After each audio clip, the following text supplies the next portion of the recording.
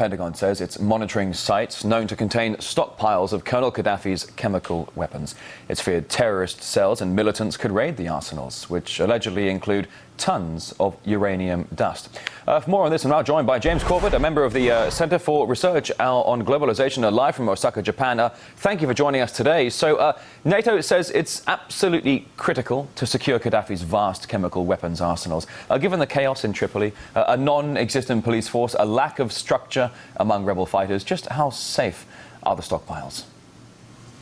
Well, it's an interesting question, but perhaps it presupposes the idea that the stockpiles are unsafe in the hands of the rebel forces and would be safer in the hands of the NATO forces, whereas the people who have so far been involved in sieging Tripoli and killing Tripoli civilians in Tripoli have been the NATO side. So I think the question is really who are the people to be concerned about having access to those weapons. But certainly there are, by the most conservative estimates, upwards of 500 civilians have been killed in the fighting so far, if not more. And it's difficult to get accurate numbers, obviously, at this point, but hundreds of civilians certainly have died at this point. So I think it would be strange to suggest that Gaddafi's forces would actually be interested in killing citizens in Tripoli, whereas the rebels are the ones actually laying siege to the city. So it's hard to tell which side would be potentially more dangerous with access to these arsenals here. But let's talk about Gaddafi loyalists still in the city. I mean, perhaps they could launch a last-ditch attack using these weapons, or possibly proliferate them to terrorist factions in a spiteful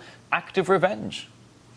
Well, again, I think the idea of them using them inside Libya is well, it's possible, but I would say it's rather far-fetched. I would imagine that if there was any danger to be had, it would be obviously in the proliferation of those weapons, as in early July, Gaddafi was quoted as saying that he would be willing to strike at Europe if Tripoli was attacked. So I guess that is a possibility. It seems to be on the table, but certainly it's unclear to me whether the weapons would be safer in the hands of Gaddafi's forces or the terrorists. I think ultimately perhaps getting rid of these types of weapons would be the ultimate goal for in terms of peace and stability. All right, let's talk about Gaddafi himself. There have been reports that he's been hiding in a 20-kilometer network of heavily fortified tunnels beneath Tripoli. Do you believe he's still there, or indeed even in the country? Personally, I have no knowledge of it and no way of finding out. I think it would be foolhardy to venture a guess at this point, especially when there's so much of a fog of war over the situation right now. And that's been demonstrated in all sorts of events, including the early reports we had that Gaddafi's sons had been captured by rebel forces, only to have video footage that was aired on RT of Gaddafi's son parading around in the center of Tripoli. So at this point, really, it's anyone's guess what's really happening there. And unfortunately, it's extremely difficult to get in touch with people there.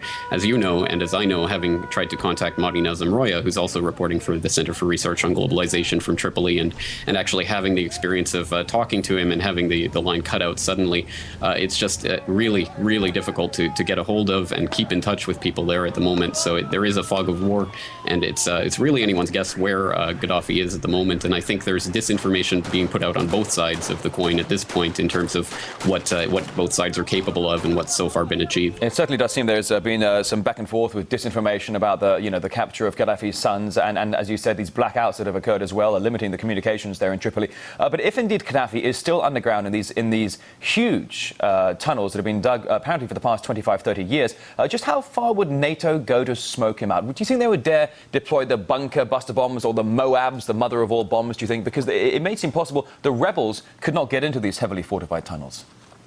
It certainly does seem a possibility, and there are reports even that there's a tank battalion in these giant underground tunnel complexes. So the idea that there would be bunker busters or other types of heavy weaponry used in trying to lay siege to it is not out of the question. And certainly NATO has demonstrated that they have no compunction about using these types of weapons on civilian populations and in civilian populated areas. So there would certainly be no moral qualms about that, and unfortunately likely no International Criminal Court investigation of the war crimes being perpetrated by the NATO-led rebel forces at this moment. Now, the UN says it's working to release up to $100 billion of frozen assets to the new transitional government. Some say that for a government barely 6 months old, it's simply not ready to handle such cash. What do you think? Certainly, I think it would be foolish to hand that sum of money over to a transitional council, which has yet to demonstrate that it has the support of the vast majority of the country, and even by their own standards, even at recent meetings, obviously Libya is very much divided along tribal lines, as you know, and of the dozens and dozens of different tribes represented in Libya, only less than half of them actually claim to be in support of the transitional council. So there's deep divisions going on in Libya right now, and I think it would be very foolhardy to release those types of funds to a transitional government, which so far has really only demonstrated its interest in securing oil contracts with foreign and Western companies. Well, that certainly seems to be the point right now, with European oil companies already trying to stake their claims with the mineral reserves of Libya. And as you were saying, we've had analysts also discussing the fact that these representatives in this new transitional government come from various tribal factions that don't always see eye to eye. James Corbett, editor of the Corbett Report news website, thank you very much. Thank you, Rory.